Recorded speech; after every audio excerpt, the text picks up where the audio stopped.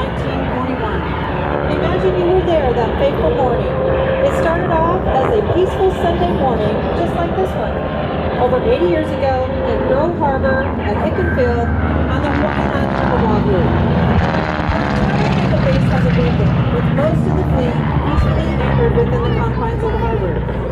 Experience the roar of the engines and the sounds of the bombs as the Imperial Japanese Navy sent the first wave